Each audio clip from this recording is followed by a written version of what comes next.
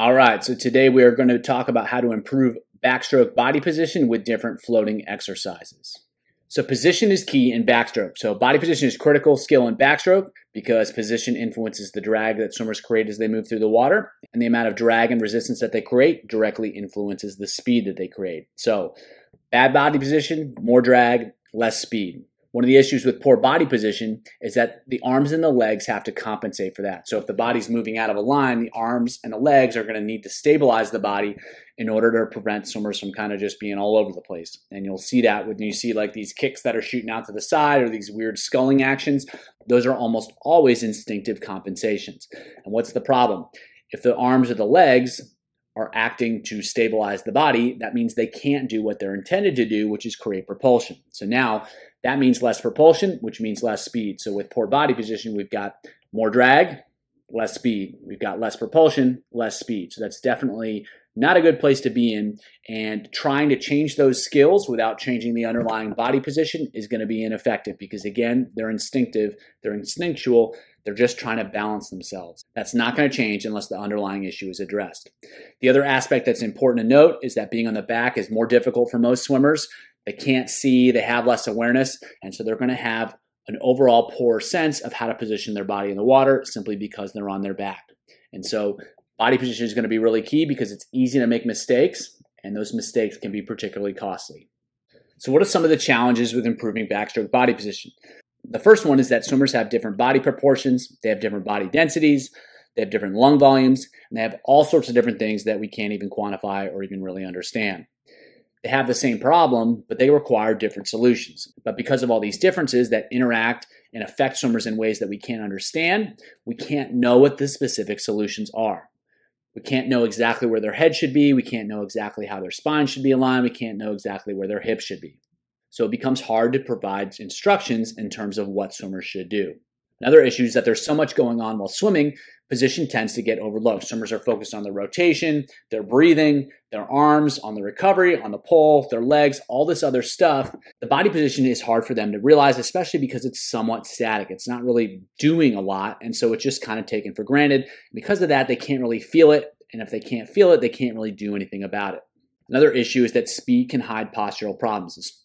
The faster swimmers are moving, everything tends to ride up a little bit, and that can make things seem a little bit better, even though they're still creating a lot of drag. The limbs can also compensate for different errors in body position, a little kick to the side, a little skull. Those things can help keep everything in better line, but again, as we discussed before, that comes as a cost. And because of all these little things that are happening, swimmers can't necessarily feel that their body position might be a problem and that they need to improve it. And so for all these reasons, it becomes difficult to improve body position in backstroke, especially if we're just going to talk about it. So what's an effective solution? Different floating exercises. The more they can be effective without moving, the more effective they'll be while moving. It can help them become aware of their limitations. It can help them feel what their body position is doing, and it can help them feel what it takes to maintain that body position. They can learn how to control their position statically. They can learn how to control their position dynamically. And then when that happens, the body, rather than the limbs, creates support in the water. And one, the body does a better job than the limbs do anyway. And two, it frees the limbs to do what they were meant to do, which is create propulsion. So this position on the left is one that I found to be really effective for helping swimmers to feel flotation in the water. And it's one that's really easy for them to do. And it's a great starting point. They can feel how they need to round everything a little bit and how they can maintain their position on the surface of the water. And then on the position on the right, it's one that's a lot more challenging, but it's one that's key for backstroke swimming. And so what you can have swimmers do is practice both of these positions. And then you can also have them practice going from the position on the left and extending to the position on the right and feeling where they start to lose their position, they start to lose their balance, they start to lose their control. And over time, they'll get better at both positions, and they'll particularly get better on the position on the right, and they'll also be able to move back and forth between the two positions. And that's ultimately what we want, is some dynamic control and the ability to maintain posture while moving back and forth. And for some swimmers that have never really played with any of these things, it can be very eye-opening in terms of how little they actually think about their body position. And a lot of swimmers are surprised at how little they use their body to control their position in the water. And they also tend to be surprised how easy it is to manage their position once they learn the skill of how to do so. So practicing these floating exercises can be a great start. But what do you do when they start to get the hang of it? How do you turn it up? So you can perform it during training sets. So during the rest periods, they can be practicing their floating. And so you can perform it when they're tired. So they can do a hard repetition and then they have to execute the floating exercise when they're already really out of breath. They're already really tired. It's going to be much more difficult to manage those positions, but ultimately that's what they have to learn to do in races is manage those positions. You can also have them perform them when they're out of breath. So you can literally make them hold their breath and then go into the float, or you can have them hold their breath while they do the float. It's going to make it more difficult to manage that position. It also changes the aerodynamics, which is going to change how they float. Another extra challenge. They can learn to move quickly between the two positions, so the faster they can quickly establish great positions, the more skillful they are. And also, they can move extremely slow between the positions, and that way they can find where there's little losses of alignment, where there's little losses in position that they otherwise would have blown right through if they moved faster. You can also have swimmers kind of push each other around when they're in those positions to challenge them. The biggest thing is to get some competency at these exercises and then start integrating them into training sets. So that way they're learning and feeling these skills when they're tired a little bit, and then also they can start to translate what they're learning and feeling during the floating exercises into their swimming. And that's where it's ultimately going to be most effective. So here are a couple examples of how to put this into practice. So the first set, they're going to go 850s backstroke, slide descend 1 to 4, 5 to 8. They're going to perform 3 times, so they're going to go from the inner tube float, the tight one, to the reverse I float, the more expanded one. They're going to go back and forth 3 times, and that's in between each of those repetitions.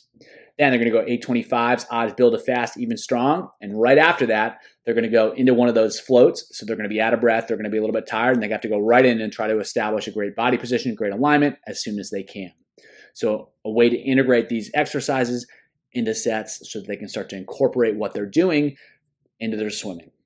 Second set is more of an aerobic set, so 3 times, 200 backstroke, fewer strokes, even 50s, perform 10-second inner tube float before each 100, 200 backstroke, negative split at the same stroke count, perform 10 seconds reverse I float before each 100, 100 backstroke, solid effort, perform 3 times, back and forth, inner tube to reverse I float, second round faster. So again, they're just practicing these skills and then they're swimming. They're practicing these skills and then they're swimming. They're practicing these skills and then they're swimming. And over time, they're going to start to feel what they're feeling during the floating, and they're going to be able to have more awareness of what's happening when they swim. And when they have more awareness of what's happening when they're swimming, then they can start to incorporate those changes.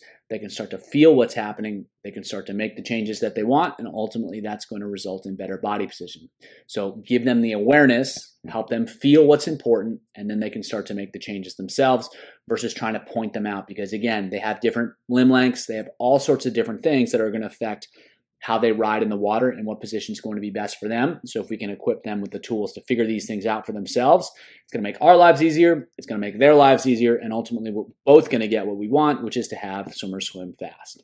So hopefully that was helpful. Give it a shot. Let me know how it goes. And as always, keep it simple.